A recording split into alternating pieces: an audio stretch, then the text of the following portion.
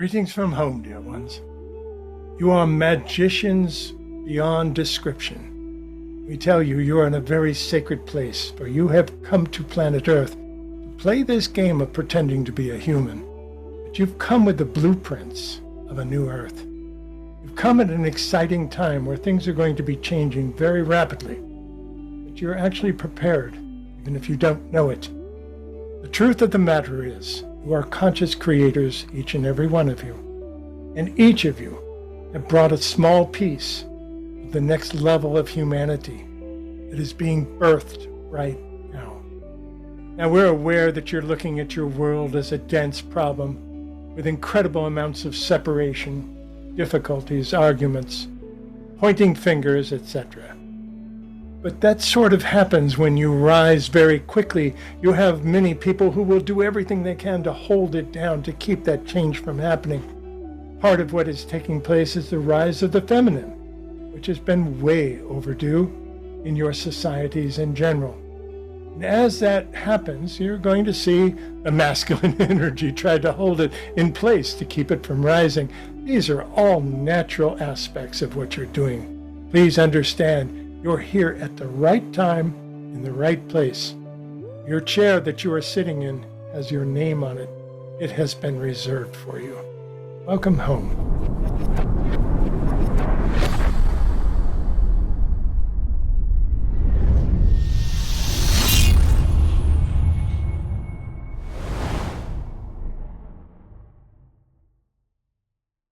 Hey beautiful soul, I'm Hayden Crawford, your host and soul guide here at the Dreamtime Academy, a cosmic mystery school for starseeds and truth seekers, just like you, who are looking at rediscovering your inner wisdom for a life of more freedom, joy and purpose.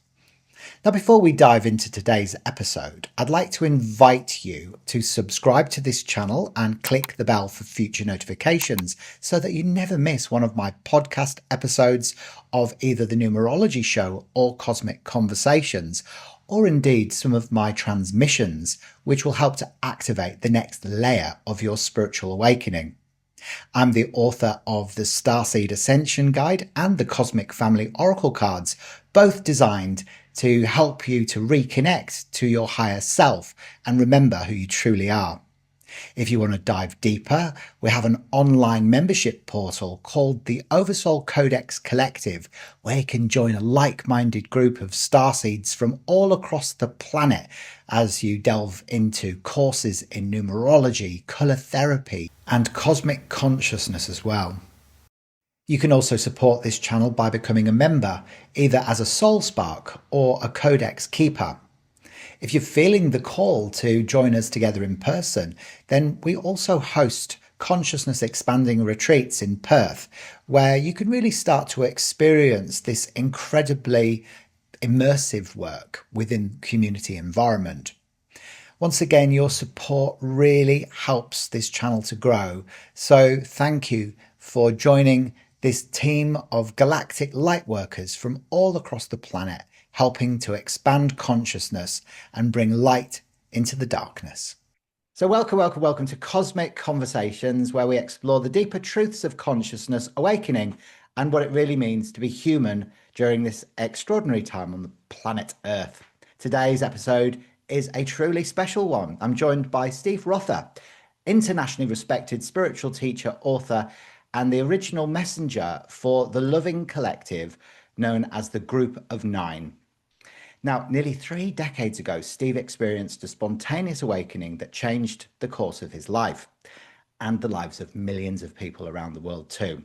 Through his connection with the group, he's brought forward teachings that are grounded, empowering, and deeply practical, reminding us of our innate power, our divinity, and our role in the evolution of human consciousness. Steve is also the founder of Espavo, an ancient Lemurian greeting meaning thank you for taking your power. And that message, remembrance, empowerment, and consciousness creation sits at the very heart of everything that he shares.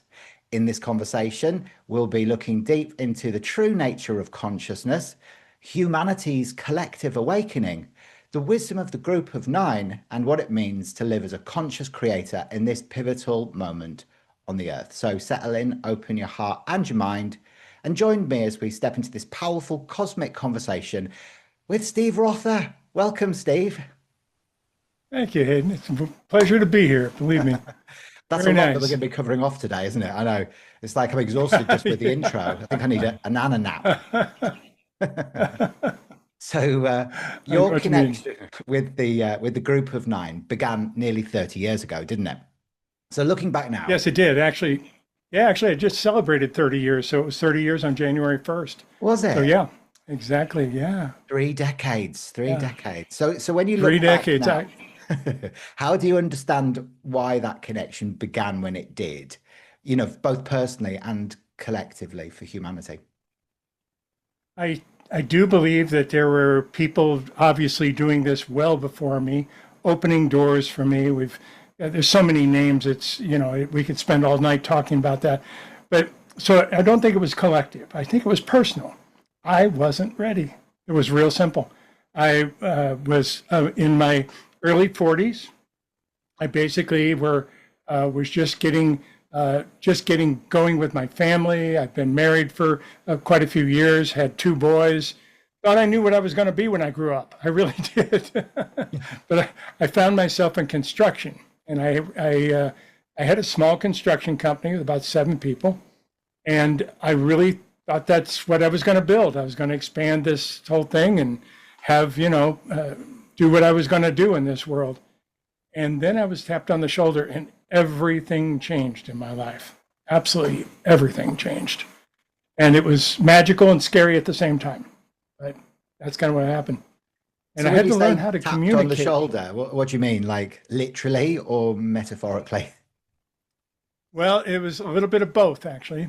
My wife was into metaphysics. So she was actually going to a church that did quite a bit of that stuff. And I didn't know anything about it. I would say, honey, I'll stay home with the kids. You go have fun with your friends, that type of thing. And she kept saying, they don't actually believe I have a husband. So you have to show up sometime. So New Year's Day, New Year's Eve, actually, the church put on a special event where they would have people come in, go through all the things they just closed out in 1995. They were going to bring everything that they wanted in 1996. We did a sheet down the middle of the things we wanted to get rid of, the things we wanted to bring in. And we had a wonderful time. I was scared to death because I didn't know the language. I didn't, everybody's talking about energy and Reiki and all this other stuff. And my language was quite a bit different. When you're in construction, especially my construction, every other word starts with F. So you basically have to learn, I basically had to learn how to talk all over again and communicate in a different way. But it was that morning, we did our event. I thought I was just going to stay with her all night, and just kind of hide behind her and shake my head and nod quite a bit. That was my plan. As soon as I walked in the door, they split us up. So that didn't work. But they were wonderful. They were wonderful people, just into metaphysics and really wanting to answer any questions I had or anything about it. So it was great.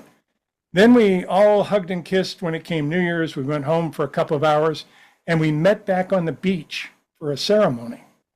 Well, I was a contractor, so I built this monster fire for everybody to come in. We only had about 12 or 15 people there at the most in that morning. And I'm over here hiding in the smoke because I want to see what everybody else is going to say first so I can kind of get my words down. I didn't have much on my paper, so it wasn't a big deal. The leader gets up there. He takes this paper and he rips it in half. He gets ready to throw it in the fire and he says, I'm being told that Steve needs to go first. So I gave my wife a dirty look and because she got me into this. And then I moved into that position. I said, okay, I just got to throw this in. I threw it in. Everybody goes, oh, great. And now I've got like 3 sentences to read, and I'm done. And I can't focus. I can't read it. I know what I wrote, but I can't read it. I can't remember it. It was just erased out of my mind. And that's when the group came in. And they just completely covered me. I don't know how to describe it except for an incredible love hug. I felt like I was out of it for 5 minutes, It was probably only a minute, maybe 30 seconds. I don't know. When I came back in and I was standing there holding this paper up this whole time, I wasn't able to see the paper still, so I dropped the paper. The people around are all holding their hands up to me, and I didn't know they were sending me energy. I was pretty ignorant about all of this stuff at that time. But they were sending me all this energy, and then I realized that my shirt was all wet from all the tears. I had been just completely sobbing this whole time. And I finally held the paper up and I said, I'm going to be a light worker. And I hadn't really heard the words before that. So it was a total awakening to me. Went back in line and stood next to my wife. She said, what's a light worker? And I said, I don't know, but I think we're going to find out. And everything from that point in my life changed, and hers too. We went through some difficulties because of it. She didn't marry a channel. She didn't marry somebody who was into this crazy stuff like this. So we really had to go through some stuff over the next couple of years. And then we both got on board and really started writing, bringing this information through. 30 years ago, we didn't have social media. We had message boards and chat rooms. And that was about it. So I was putting this stuff out in message boards and we're getting all this response back. It was really wonderful. But since that time, doors have just completely opened for me. My books, my 8 books that I've written were published in 19 different languages, which basically opened the door for me to travel different places. Been to Australia, been to like 26 different countries that we've actually been to that we did seminars in. She passed about 5 years ago. She graduated. Sorry, they're tapping me on the shoulder saying she graduated. She didn't pass. But basically, it was a wonderful time, and we got to do things that I never would have dreamt that I would be doing. I actually got to speak at the United Nations 5 different times. 3 times in Vienna and twice in New York in the headquarters. I had no clue a channel would be speaking and actually doing a channel at the United Nations, but I did. So crazy stuff. Here I am. There's so much to unpack there. It's like, wow, what an awakening. It's talking about a dam breaking in your mind and being flooded. Because normally it happens in little stages, like little increments, and before you know it, you sort of become a bit more conscious. But for you, it was like a huge, great big download, and going from a construction business as well, where it's very masculine, sort of very practical, to becoming a channel. No wonder your wife was a bit confused, but it's great that she was already really like awake herself, because it would have helped that whole process, I should imagine. And what a journey. In some ways, yeah. Mm-hmm. In some ways, it was a bit threatening to her, because all of a sudden she's at this level and I jump up to this level, and she, so it was a bit confusing for everything. She wasn't even sure she believed in channeling, even though she was very much into metaphysics and a new way of thinking, a very empowering way of thinking. But we worked it all out. We were married for 50 years. Wow. So Congratulations. It was quite a journey. Thank you. That's amazing. Very and you're magical. Still having, an amazing journey as well, because remember, as much as I do, that energy can't be created or destroyed. She's just, as they said, graduated to the next dimension of consciousness, and she's taken a bit of a quantum leap ahead of you now, hasn't she? Yes. She still blinks the lights every once in a while too. So if my lights go off, I'll know she's here. Let's hope the internet doesn't go off, because then we're screwed. No, okay. So the group of 9 often speak about empowerment rather than dependency. So why is reclaiming personal power so central to the evolution of human consciousness right now? Well, they basically say that we are creator beings. We are God incarnate is the best way that they can put it. And we all have these connections that we don't see. We don't see that we're all connected. We're starting to discover some of the stuff in quantum physics. So that's starting to show up and validate some of the things that they're saying in different ways. But it's all about learning to hold our own power. We give it away so freely.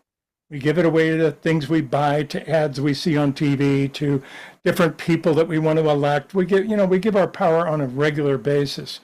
And what they really want to do is change the paradigm.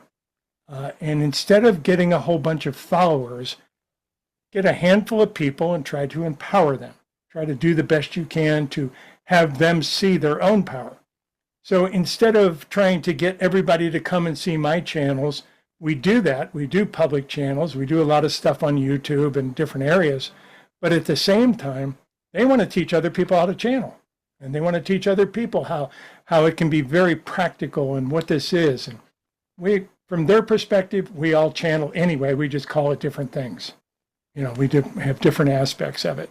Mm-hmm. So that's kind of it. And to answer your earlier question, that's when I say I don't think it was a collective vibration of humanity that was changing and allowed me to bring the group in. I think it was me. I had to evolve to a certain level for this to actually take and to do it. So I think that was the process this time. So who are they then? This group of 9? Where did they come from? Well, they didn't want to say anything in the beginning. In the very beginning, people told me if you're channeling, you have to find out who they are, because if they won't tell you who they are, they're the bad guys, whoever the bad guys are. So I asked them right off the bat. I said, okay, my friends are channeling Vaiwamas from the 23rd dimension and all these other people. Who are you? What can I tell people? And they said, we're not going to say. And I said, well, if you're not going to say, I have to cut you off. And they said something I'll never forget. They said, we honor all your choices. And they got real quiet. I came back a couple days later, kind of knocked on the door. Are you still there? And they said, we've been with you for several lifetimes. We're not leaving now. And then I said, well, if you're not going to tell me who you are, tell me why you won't tell me who you are. And they said, because we want the messages that we bring through to be taken for the love content of the message and not because of a label. And so what happened is I started putting some of this stuff out. I was aware that they were multiple, not a single entity. And that's all I knew in the very beginning. But when I started putting it out, I'd say, my group says this, and people come back and say, well, what does your group say about that? And that's where the word the group actually came from. It was just kind of a default answer because they didn't want to do that. Later on, 15 years later, they started filling me in. They started telling me more about it. They're from the angelic realm, whatever that means. They actually said they're from what we call the angelic realm. So we have some strange ideas about heaven and hell and everything else that they don't quite agree with. But nonetheless, they basically said we're from what you call the angelic realm. And that they even said, we have done this many times before in different parts of the universe. And you were not always the spokesman. Sometimes you were on this side of the group. Sometimes you were there. So I have no memories of any of that, obviously, but that's what they told me. And that's basically who they are. So they're angels. That's basically what they said. And of course, I wanted to say, well, are you an archangel? Or are you just a regular? Where do you? And I'm trying to humanize everything, and they're laughing at me the whole time. They love to laugh. Oh my God, the laughter from home is hysterical. So I hear that a lot, and they're with me all the time. So you get it through audibly, yeah? Is that how you receive the information? I say that sometimes, but that's not my form of channeling. We have basically 4 basic forms of channeling. The person who's clairvoyant, who sees things, the clairaudient, like you said, who hears things or hears messages or puts it into that, I heard this. Then you have the clairsentient, the person who's hypersensitive and just picks the energy up. And then you have people like me who are claircognizant. All of a sudden I know something. And that's the hardest to trust because you don't have a vision you can go back to or words you can go back to or the experience. But all of a sudden, it's like they drop something in and I have to learn I actually consider myself to be a translator. That's kind of the job that I have with them. So they drop something in and I have to find the English phrases and the English words for it and to be able to put it out in that way. And of course, 30 years, I've gotten pretty good at that parts of it. But I had to learn it. I absolutely had to learn it. I had to deal with my own ego. I had to do I never dreamed I'd be on stage. And here I am. I So guess it's like yeah, it learning was a different fascinating. language, and It actually to was. reinvent yourself completely from what you were doing, to becoming like a public figure, and to bring through this information in a way that you feel is authentic and coming from the truth of what they represent, and that you haven't kind of humanized it in any way, shape, or form, or misinterpreted Correct. that wisdom. That must have been tough. How did you use your discernment to be able to decipher what was real? Did you just have to step out of the way completely, your humanness, and just allow them to I, speak through you? I do. I'm aware of it. I'm conscious. I'm not a subconscious channel. So if people were to pinch me while I'm channeling, I'm probably going to say, ow. I'm there. So I'm very much aware of it, but I'm busy because I'm always trying to find the words for the things they're telling me. And, sometimes they'll repeat things because we're going to go here. So we have to describe this. But for the most part, they're dropping in new material all the time. And I have to translate it all the time. So I'm very busy with that, subconsciously. But that's kind of how it works for me, and been very successful. I've been very blessed to be, like I said, doors have just opened all over the world, and I've pretty much stayed on my own. I really didn't get out and do a lot of publications or publicizing. We've been in several magazines that I've written in for 20 years or more, but it's just one or two. It's not a lot. And just recently, the doors have started opening, and I'm doing global interviews in different places, and it's just amazing, just amazing. It's amazing, and I just love your story so much. And it's interesting when you said that the group of nine are from the angelic realms, because so many channelers now are. I mean, you get a lot that obviously channel the ascended masters, the collective ascended masters like Rebecca Hmm. Dawson, or then you get like people like Rubia Lacerda, who channels the Arcturians, and Vivian Chauvet. So I was kind of half expecting, the information that was coming through you from the group of nine to have been from the Galactic Federation of Planets. But I know that they kind of all work together symbiotically, don't they? That That's exactly it. That's exactly it. And they could be. I don't know. They have preferred not to, like I said, not to put too many labels on it because they don't want it associated with this or this, and to be able to do it, they want me to try and bring through what I can as free as I can. I can't even read other channeled books. Occasionally, I can read just even a manual. I'm very technical, so I'm always building computers or doing something of that nature. And sometimes I have to go read something, and then all of a sudden it blanks out because obviously they were bringing something in, even in a technical area that I'm not supposed to read. So I've been kind of blocked from reading, and I used to love to read. But that's part of it too. They don't want me to get confused with other people's messages I love because it's that. real easy to pick up other stuff. Yeah, Yeah. 100% it is, and it's very puritanical then. So it's almost like unpolluted information that's not been infiltrated through the zeitgeist, I suppose, and then, corrupted phantasmagorized, if that's even a word. I like it. I think it should be.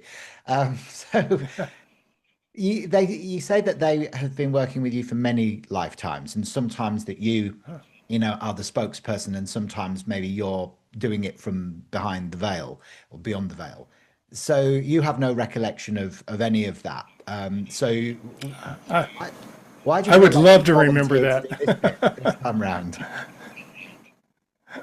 I'm Why, sorry, I didn't hear why, that last part. why do you think you volunteered to do the human bit this time round? I think I was pushed. I'm not sure. I'm not sure.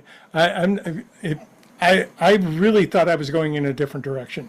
I really did. And it was interesting because when I started channeling, I kind of lost some friends. I mean, people that I've been close to in high school, in college, and so forth. They just kind of drifted apart. Oh, Steve's doing a weird thing now, so they just kind of drifted apart. But some people that I never expected said, "Wow, we want more." So I had 7 employees.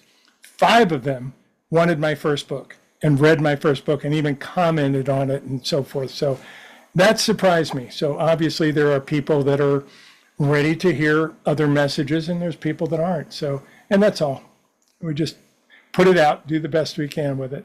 That's exactly right. Exactly right. You know, you can lead a horse to water, but you can't make it drink. But it's great that five Right? people from a construction business all decided to read your book and absorb it. You know, that's miraculous in itself, isn't it? Well, they saw me change. Yeah, they saw me change, and then they saw me lay them off. So we basically closed that business when I first wrote that first book. So yeah, Yeah, it was wild. fantastic. So, what is the first book called? First book was called Remember. It's got a hyphen in it, RE hyphen member.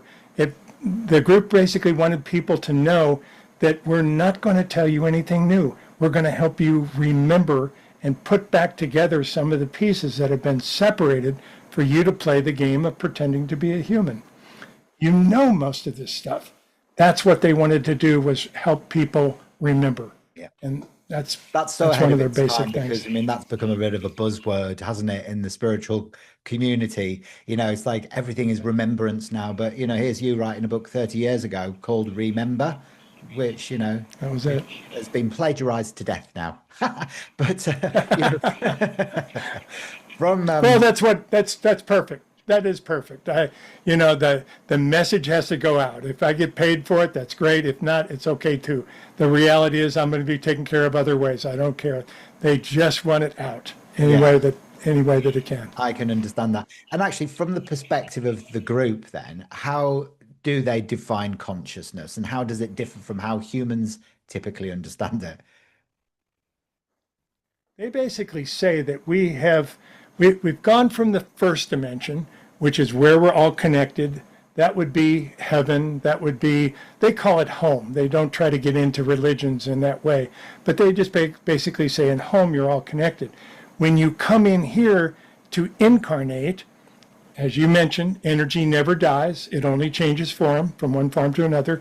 And we change form here to have a finite life instead of an infinite life in these bodies.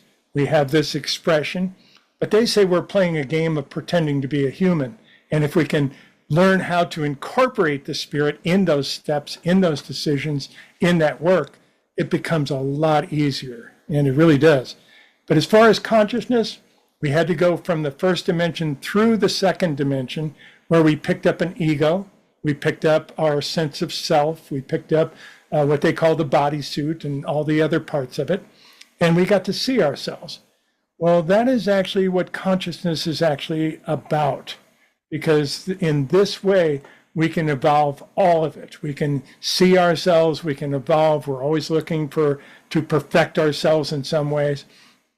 We're also multidimensional, which really throws a lot of kinks into the whole message. But we talk a lot about multidimensionality and how we have more than just one Steve here. There's 11 of them plus the higher self. So there's a lot to that whole process that they like to bring into it to tell us. But in essence, we are God searching for how we can improve everything. And that's the basis. Just like at home, we're connected here, but we can't see it. And that is liable to change.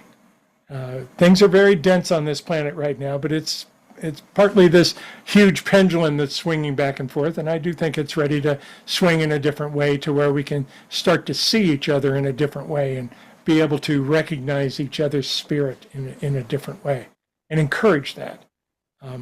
But that's what consciousness is from their perspective. It's the spirit. They say we develop it. My father died quite some time ago. And when he passed, when he graduated, sorry, they're tapping me on the shoulder, straightening out my words again. But when he graduated, he used to tell these absolutely ridiculously corny jokes. And when we would get together as a family, he'd tell the same joke over and over and over again. Every time we get together, he'd tell, and we'd all kind of groan, Dad, don't tell that joke, don't. But when he passed over, we heard the same jokes. He basically said the same thing. And what they said about that was that we have a core personality. Now, if you look up the word personality, it means what you've learned in this lifetime. But the group says, no, it's what you picked up in all the lifetimes. And you add to it every time you have an incarnation. You basically evolve that core personality, if you will. And that's what consciousness is all about from their perspective. We can awaken, we see, we are conscious creators, but we don't see it. We don't think we're conscious creators. We think, oh, this is a circumstance or something else, or I'm getting lucky, or something else is happening. But that's the basis of what consciousness is from their perspective. I love that. It's very interesting. So we have this personality that is an accumulation of many different incarnations that we evolve, and then we've got the spirit, which is consciousness. So your dad has got that same kind of quirky, sort of dad jokey type stuff in the next realm. And my dad, when he crosses, is going to do his dad dancing thing, as well, which is quite traumatic to even visualize. But yeah, it's an interesting way of defining consciousness, and you said something very interesting there just before that, and it was this multidimensional aspect of self, and that there's 11 Steves. Can you get your head around how that works? Because I know that time isn't linear, so I know there's no past, present, and Right. future. It's all kind of a spiral of consciousness. But I also am aware Correct. that, certain choices that we don't take action on, even if we think about a potential choice, there is a version of us that goes down that timeline. Exactly. Exactly. That's hard for people to understand, but you've got that, Hayden. You understand exactly what's taking place, especially when we make big decisions that we're really trying to weigh out. Well, we choose one, but another dimension of us takes the other ones. We experience all of it, and we're divided. So basically, here's the story they tell. Again, they try to put it in human form so we can understand it. They say a perfect white light comes from home, and it hits this crystal. The crystal we call the higher self. It's actually our 12th dimension. But in that crystal, it divides that white light up into rays of color, imperfect light. So we become the perfect imperfection. And that's one of the rules of planet Earth is perfection is not allowed. There's nothing perfect here. So we have to divide up our perfection amongst these other 11. And many people experience this sometimes in a dream. They'll go to sleep at night and they'll have this dream where they're being called by a different name. They're married to a different person, or they've got kids that they didn't have in this life. All the circumstances are different. And when they wake up, they have a hard time forgetting that dream.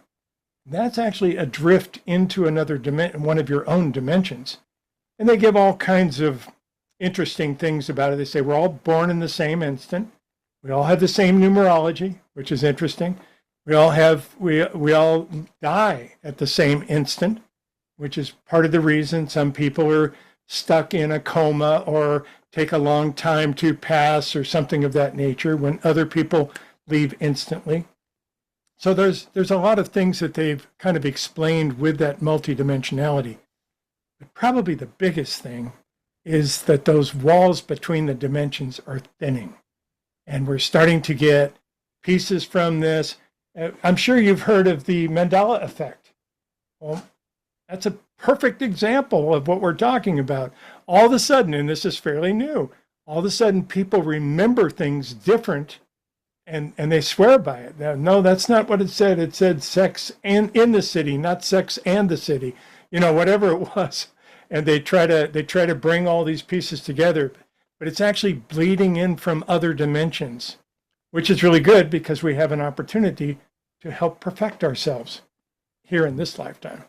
Yes. So it's a slow process, but that's kind of what they've been talking about as far as multidimensionality. Well, I And of remember course, the we can do Monopoly guy, multidimensional with the healing. monocle. I do remember that, very clearly, but he doesn't have Yeah, one. It's crazy yeah. how, that is becoming a thing. And it's a great example. I often, when I dream at night, I'll go into this version of me that still works in IT recruitment, but I'm in like New York or somewhere, and I'm killing it.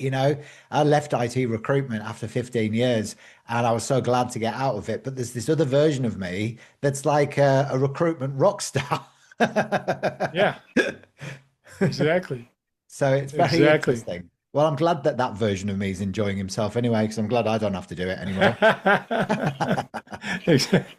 Exactly. But Yeah, I it's love it's the really magical to think about that. yeah, it is. It's great that the veil is starting to thin as well, like that. Do you think it's going to become even more like a the tender skin of a soap bubble as we evolve? Then do you think that timelines are going to really start converging to the point where we don't know whether we're Arthur or Martha? Well, and the group has basically said time is a conscious invention of humans, which really sounded difficult to me. And they said there's no time on the other side of the veil. There's no time at home. Now that's really confusing to me. I just can't completely wrap my head around that. But James Webb Telescope is starting to come up with that same solution.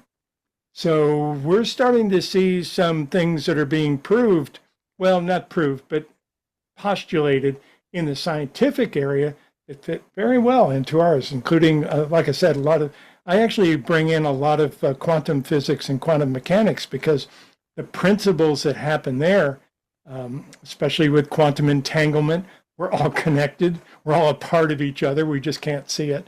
So there's different aspects that I bring into that too because I'm very technical. I love my father was an electrical engineer and he taught me all sorts of fun things. So I get to play in that area. See, I love anything to do with quantum, sort of physics and the whole aspect of quantum leaping that's become, Yes. very popular now as well. So, what's your definition of, quantum entanglement and string theory? How does all that, play into all of this?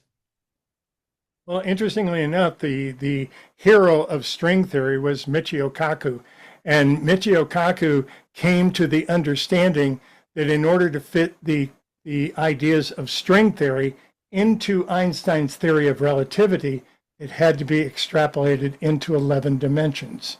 So he kind of validated our work in that way. I actually included that in one of my books. I included some of his conversations about that because it really makes sense. So I do believe that we are understanding the basis, and I also believe that there is a unifying field theory. We are going to find that things that happen inside the atom also happen in the universe in different ways. We're starting to uncover a lot of that. We did a lot in different areas, but now the James Webb Telescope is coming up with things that they can't imagine. They could not have wrapped their head around it before. Like what? And I'll tell you something else interesting that they recently said, and I haven't said this to people yet. I talked about it a few months ago, but they actually said CERN, which is the underground particle collider, the Large Hadron Collider that runs under Switzerland and I think about 7 different countries, has actually created portals that other beings are coming through. So we're seeing a lot of ET activity, even more so, and it happened again just the other day. So they're starting to tell us a little bit about some of the things we're doing that are having effects in the universe. Is that a positive thing then? I think it is, although because there are scientists who know that and don't know what to think of it. Science lives in a very physical world. It needs to be quantified, it needs to be verified, and so forth to do it. And it's perfect. So I'm not terribly sure I'm not terribly sure science and metaphysics are ever going to completely blend together, but they do support each other the more that we learn on both levels, on the scientific and on the spiritual level. We're starting to understand that things can be explained even in more common terms.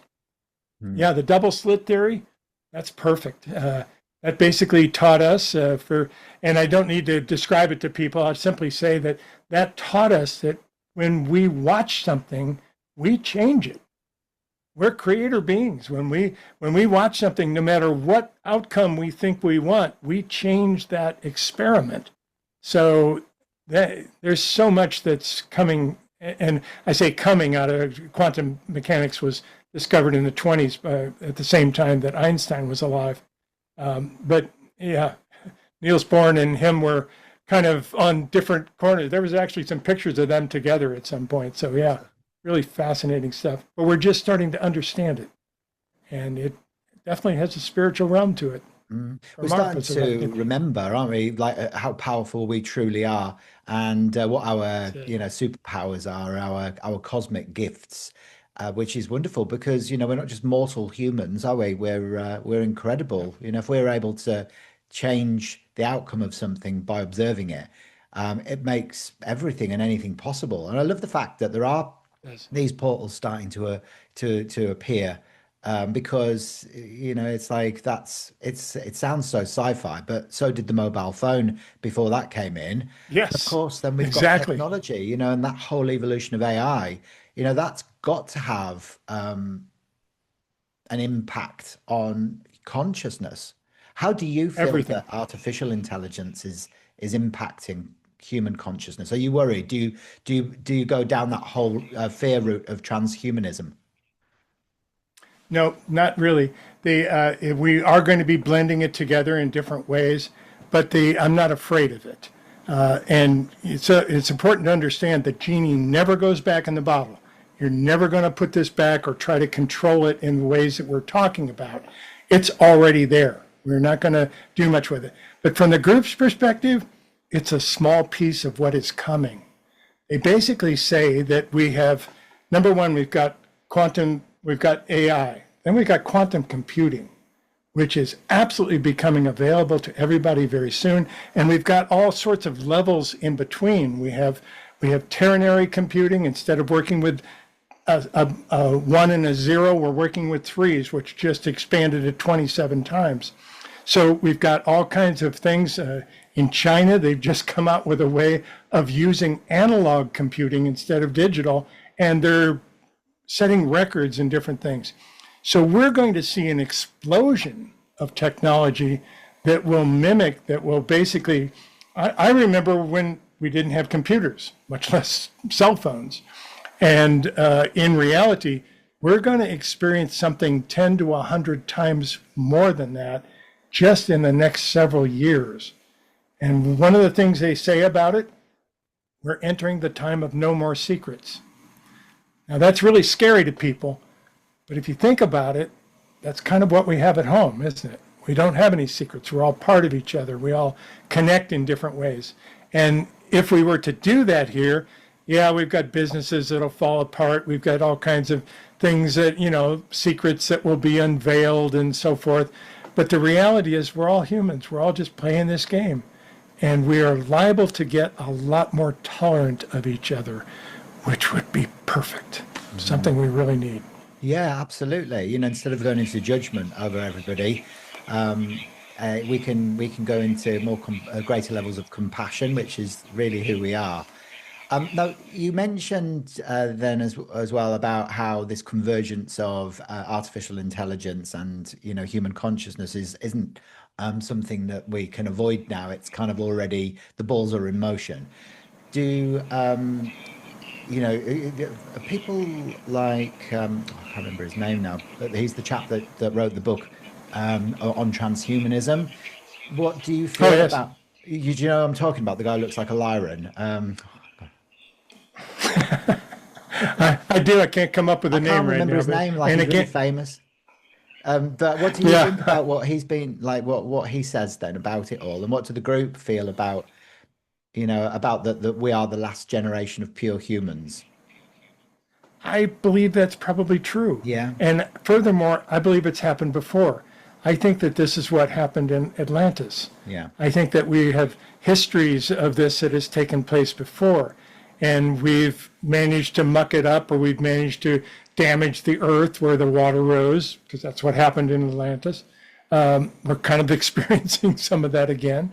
They talked about Atlantis, and they said that basically in those days, instead of going down the field of electronics as much, we went down the field of biology, and we learned how to clone humans and use those clones for things we didn't want to do, working in the mines, doing dirty work, etc. And we didn't realize that they were actually have a spirit, and they actually are part of us in many ways. I think that's what we're going to experience. It is going to take a while. We've got a lot of people that are going to be fighting that, so we have to move extremely slow. There's a lot of belief systems which will fall apart. There's a lot of businesses, money, which will fall apart as a result of these movements forward. So we have to move slow, but I think it is moving. Mm. And I do believe that that's what we will do, is basically incorporate this into our beings as we go forward. I don't know if we're actually the last generation. I don't know if I completely agree with that, but I do believe that we're going to know a lot more on two dates, and one of them is 2030, and one of them is 2050. 2030 is very close. We're gonna see, and this may just be the technology, the explosion that they're talking about when we have quantum computers in our pocket. It's I do find hard it to think all, about stuff I like find that. it exciting. I'm a day number seven, a 16/7. So I love technology, Right. and I never feel fearful about it. I love to see how it's evolving and how easy it is really actually to be able to navigate. And I just see it as actually just being a reflection of Exactly. our awareness. Really, it kind of interlinks in a beautiful way. Now, I had a conversation with, I was mentioning him to you earlier on, a guy called Kevin J. Briggs, who's a contactee.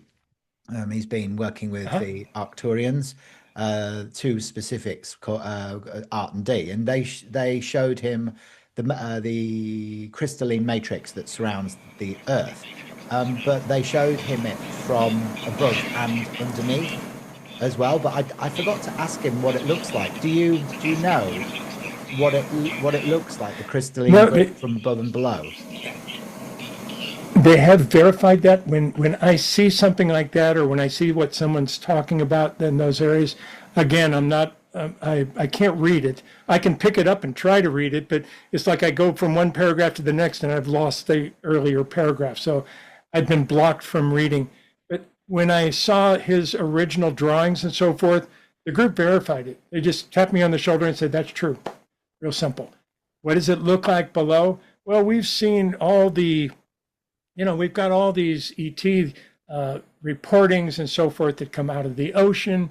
We've got the inner Earth stories that have happened in so many different places. I do believe that a lot of they don't. The group doesn't call them ETs. They call them EDs because they're extra dimensional. Mm. They know how to shift their dimension, move from one dimension to the other, which seems to violate our laws of physics. They can move faster. They can turn 90-degree angles at 300 miles an hour, all these things that we can't do. I think from what they say is they've learned how to move through what they call the orthogonal matrix, which I believe is also connected internally to the crystalline grid. But again, I'm not the expert at that. They don't tell me everything. They say there's lots of people that have pieces of this puzzle. We're only going to give you things that you can carry. So Yeah. they haven't actually talked to me about that, but I believe there's a connection there. And do you believe that any of these EDs are artificial intelligence that's an advanced form? There's so much that this could be. This could even be us in the future. This could be because time travel is possible. Uh, Again, James Webb is starting to think, okay, if time's an illusion, we can manipulate it, and we can. We don't know how to do it yet, but we'll get there. But yeah, I do believe that a lot of these things that we're seeing, some of them are what the group calls our parental races. They actually said we had 6 parental races. Our archaeologists say that we all came out of Africa. The group disagrees with that completely. They say we didn't all come out of Africa. We came from 6 different locations. Today, there's only 4 of those that are left. So apparently, in this time frames that we've had, a couple of civilizations have met their end. But these 4 are here. They're working with us. They're more interested in planet Earth than they are in us. And of course, they showed up in 1948, big time, when we started developing the atomic bomb, attracted a lot of attention, made deals with our presidents and different leaders. Yeah, I'm sure you're familiar with I all that. am, You yeah. deal with And that much more than I am. Yeah. well, it's interesting because I mean, I try not to go down the sort of political sort of route of all of this because you get into kind of like deep water sometimes because there's still a lot of taboo, and you don't want to get yourself into trouble. But it's almost like, it is, it is a frustration, I must admit. You mentioned that you were called to talk in Geneva, at conventions. Like why? Why were they curious about your work? It was Vienna. It was Vienna. Vienna, not Geneva.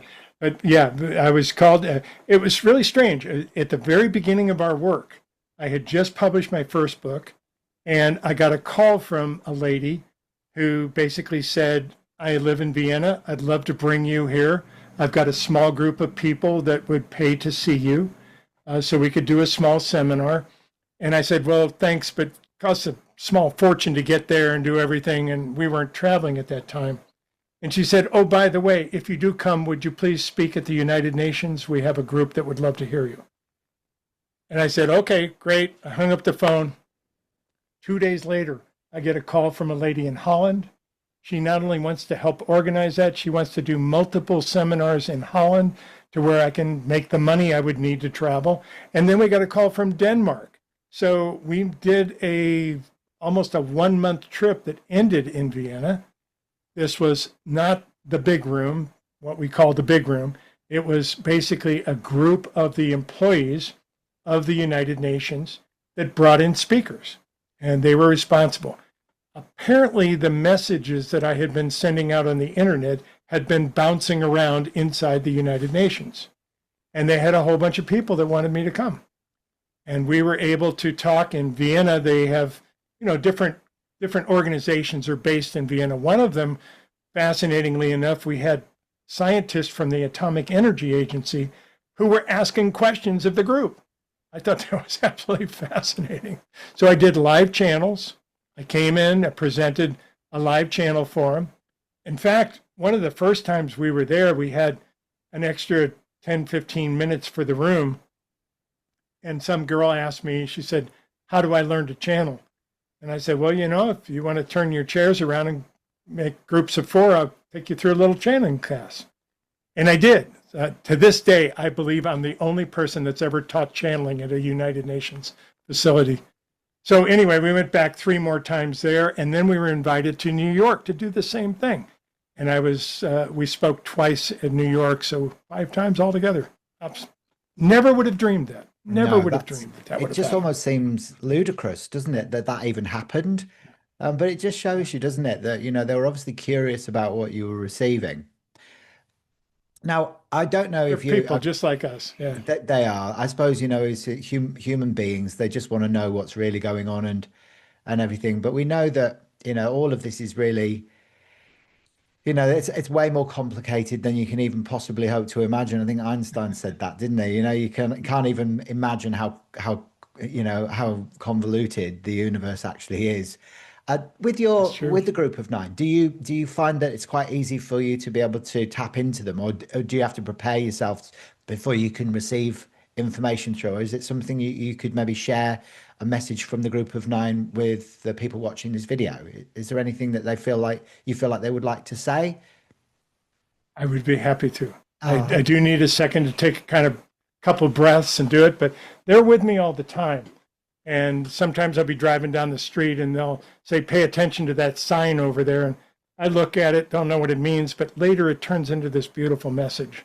So I've learned to just follow the nudges. I call them gentle nudges. Give me just a second here. okay.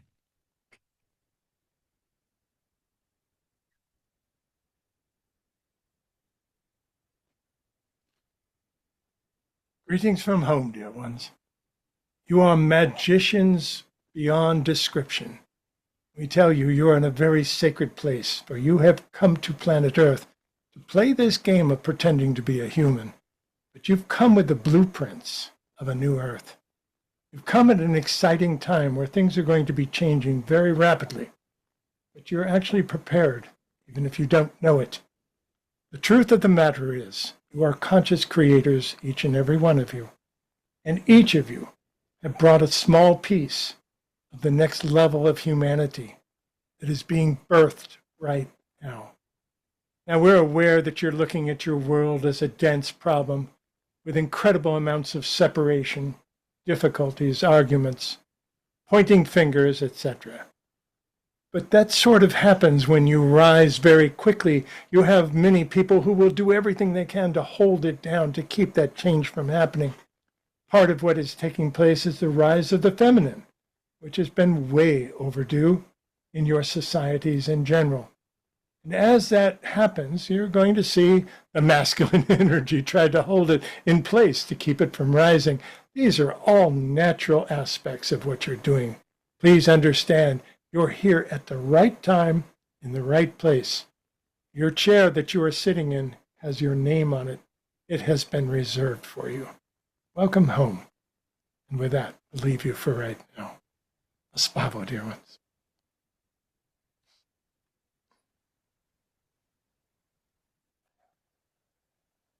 Are you okay? Yeah, yeah. It's it's easier to start, harder to stop. Is it? Yeah. So, Yeah, they're I can drop into them very quickly, but afterwards I'm kind of dingy and takes me a few minutes. I think I don't want them to leave. That's what it ah, feels like. yeah. Yeah, So when they came in for you when you were, at that burning ritual, that's when they entered and they haven't left since that time, that's apart from when correct. you switched them That's off a little correct. bit. That's correct. Yeah. Well, they leave me alone. They don't. They had a hilarious laugh when I asked them about the stock market, and they say, I've got these entities on my shoulder. I want some information if I can get it. Make my life easier. And they laughed hysterically. They said, "Let me see now. You want us to tell you about a game that you have made up inside of another game, which relies on the perception of the perception of the perception, all human, and you want us to tell you where it's going?" They thought that was hilarious. So they don't intercede in my life and my daily choices unless I ask them to. Great. That's useful to know because, no one wants, to have a group of 9 people telling you what to do. It's worse than being Good point. employed, Yeah, isn't it? that's Oh true. dear. That's So true. your the word espavo, it means thank you for taking back your power, yeah? Correct. Um so Correct. so what does taking back your power actually look like in everyday human life, do you think? Well, we notice it. We see that, uh, I don't want to get into politics, but you can see politics working in that way because in certain areas, people tend to vote all the same. And it's because of the influence that they have on each other. People, sometimes a product will get very popular in a certain part of the world, but not the rest of the world, because they all have an influence on each other. So there's kind of this in general blanket that we're all affected by in different ways, and that's part of one of the things that they talk about. We tend to give our power sometimes to what our neighbor says, sometimes to what our parents taught us, which is appropriate. We try that on until we learn to take our own power. But today, many people disagree with their parents, and that's taking back their power. We tend to uh, fall into religions the same way. We tend to use the same religion that we were grown up with instead of explore other religions. And sometimes we demonize other religions, which is really ridiculous, but we do. We have all these crazy human things that we work with on that because we give our power away. And there's plenty of people trying to take it. I mean, look at advertising. It's not wrong. It's not illegal, certainly, but there's many times where people are trying to get us to do something and they've learned how to manipulate us. They've learned, they collect a lot of data on us so they know what sells us and what works and so forth. So we're certainly being controlled in a lot of ways until we learn to really use heart discernment and discern our own energy and make our own choices. And that's taking our power back. Mm. And that's what's really the biggest shift taking place right now, isn't it? It's this whole movement Yes. into sovereignty. In, numerology, we're in a universal year one this year, which is about the self. It's about reclaiming the power, but in a more of a soft feminine way, as Lynn Wes explains it, the grandfather of numerology, because it carries the vibration of 26. because we're in 2026. We've got the 2, which is divine feminine, the 6, which is Venusian. So it's like we're going to see the rise of more of the Mary Magdalene consciousness, I think, and that's Oh, true good. sovereignty, which is Good. Boy, I didn't know that I'm fairly ignorant with numerology. I did delve a little bit into some of the Tesla stuff because the 3, 6, and 9 are huge, and from the group's perspective. So we do some of that, but I know very little about numerology. But boy, all of these things make sense. All of these things, they astrology, do. numerology, all. It's interesting. I was talking to a chap yesterday on the Numerology Show, which is my other podcast, and he's called Zapray, and he's only a young guy, he's American, and he's a genius with numerology. And we were talking about Nikola Tesla and the 369, and he goes, "Oh, Nikola Tesla was a 36-9, a life path 9, so which is it's quite a wise humanitarian energy." And then the 36, and so no wonder he was banging on about the 369, because that's his blueprint.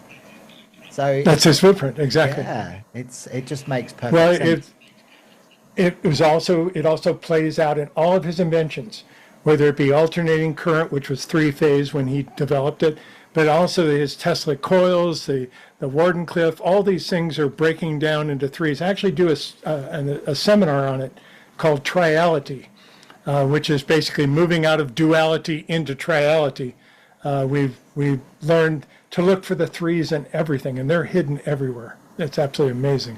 Now, Yeah. it's a great point you've just made. So humanity seems to be experiencing intense duality, polarity, division, and emotional activation. So what is really happening at a soul and a consciousness level beneath the surface of chaos? Well, I think we're evolving very quickly, so quickly that we get lost. We give our power to, whatever can make sense of it. If we read some, unfortunately, conspiracy theories. Of course, they travel 7 times farther and faster on the internet than the truth does. So right now we're experimenting with that. We've got them everywhere.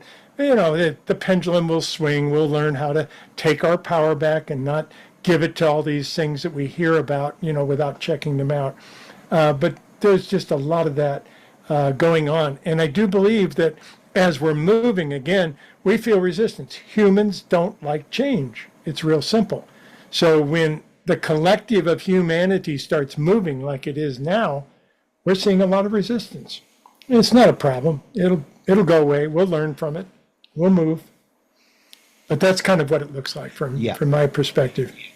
I understand it. It's interesting because, and especially like, with America taking the lead in all of this as well, with, everything that's taking place with ICE and, the secret police force and all of that. Do you see that as almost being like a physical manifestation of the control drama losing its grip? Exactly. That's exactly what it is. That's exactly what it is. And also the masculine and feminine. All these things that are taking place, extremely masculine, very much so. So a little balance in there would be very, very helpful. And I think we're getting it. Like you said, we're seeing a lot of resistance. Some of this is technology as well. And there's no right or wrong about any of it. But, Google, when Google first formed and started working with things, they told everybody right up front they were going to advertise. And they also said, we don't want to send you ads that don't interest you. We just want to send you ads that interest you. So they started collecting information. Of course, they're probably one of the small guys now. Microsoft, everybody is collecting data. Microsoft's not even in the software business anymore. They're in the data collection business, which is why they gave away Windows 11 to everybody. Basically, they're trying to collect stuff here. That is what is separating us. You walk into a doctor's office now in a waiting room, everybody's got their cell phone. They're pulling up all the things that verify their own beliefs rather than expose them to all the different sides. And like I said, I'm not worried about it. We'll make our way through it. But I think that is actually part of the reason that we're so incredibly divided. It's not smart and dumb. There's incredible people, very intelligent on both sides and many different sides of this. that are there. Personally, I'm embarrassed with what's happening in my country.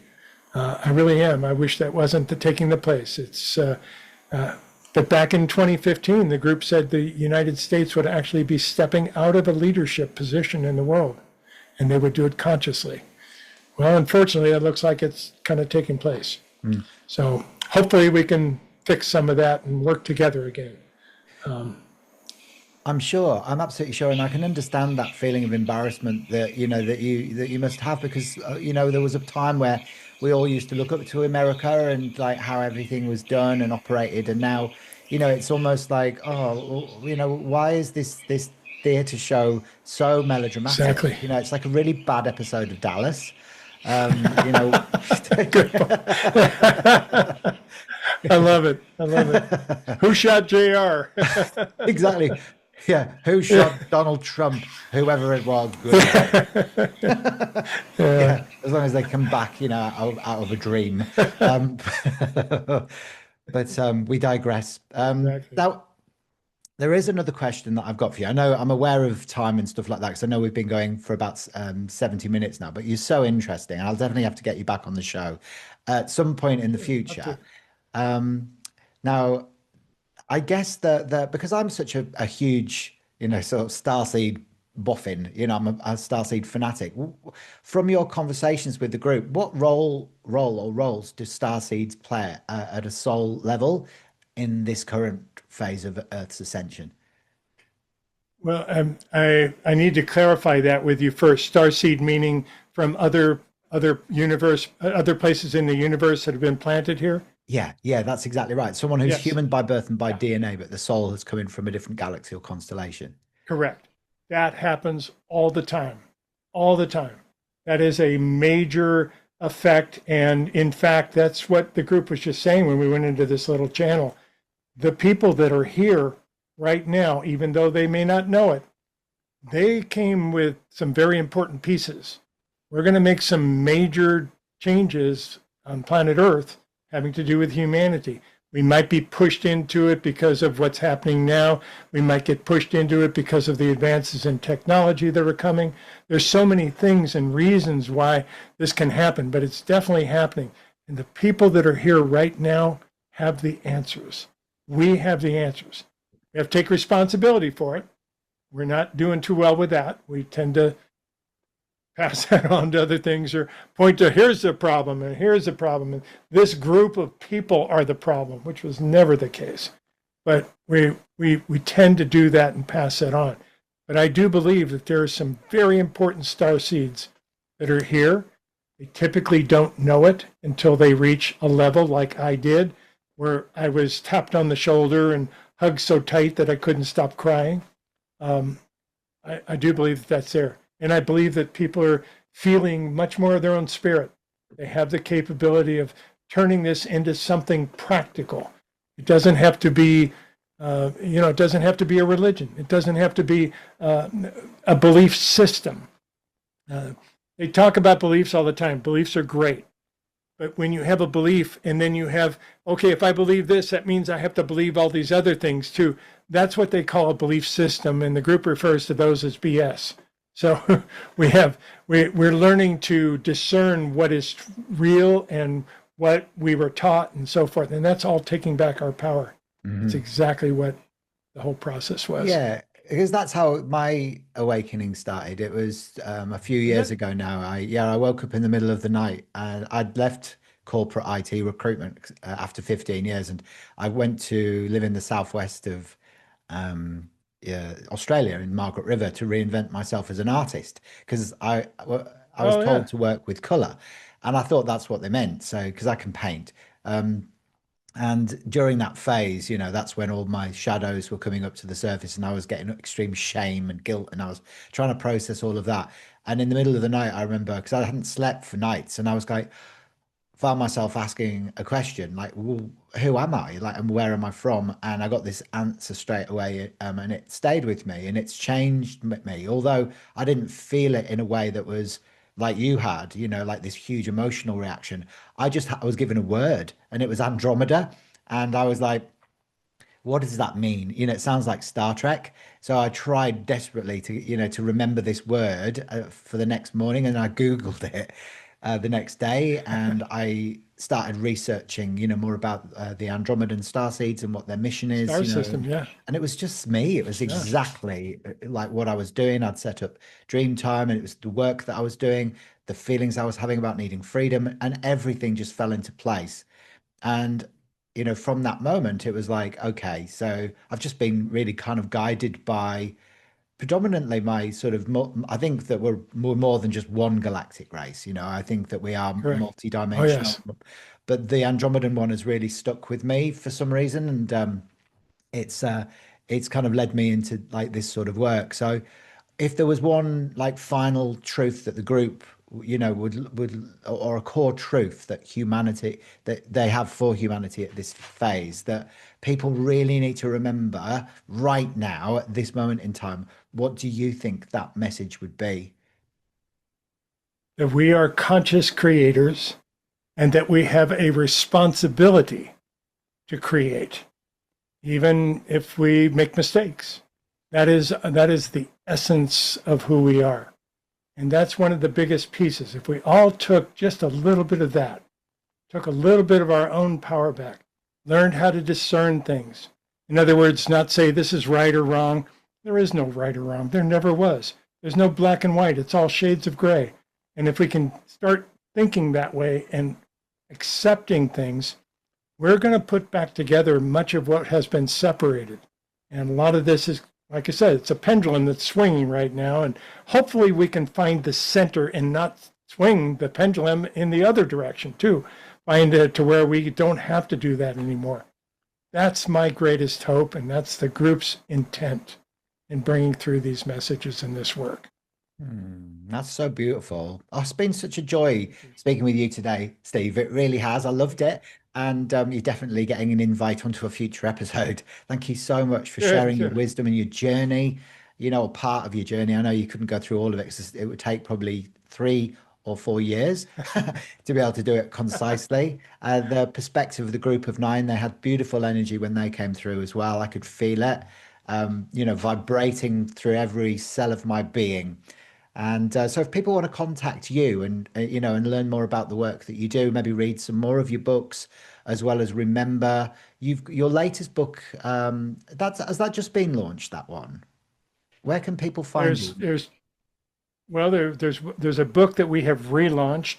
We've basically re-released it. It was originally written in 2000, but it's called Spiritual Psychology. And it's about the 12 primary life lessons, basically things that we have come as spirits to learn while we're human. So that's there. It's, of course, on Amazon and most bookstores and so forth. The most recent book is called Crossing the Veil. It's what happens to us after we die and what takes place and what happens to us before we come in. So it kind of explains a bit of what takes place on the other side of the veil according to the group. And it talks a lot about multidimensionality in there. We were able to really put a lot there. All these are available in different places, and of course on Amazon and several other places as well. The website is steverother.org. We're a nonprofit, so we're actually a .org. And my name's Steve Rother, SteveRother.org. You can find a lot there. Oh, thank you so much. Wow, what an amazing chap you really are. It's amazing that Thank it's you, a Hayden. not for profit as well, which is just takes it to the next level, really. It's beautiful. Thank you so much for all the amazing work that you've been doing, continuously for the last 30 years on this planet and helping us to remember our sovereignty. So until we speak Thank you. again, don't forget to like, subscribe, and follow to Cosmic Conversations on YouTube, and then you'll never miss any of our future videos. Until then, remember Espavo. And thank you for taking You back got your it. power. Bye for now.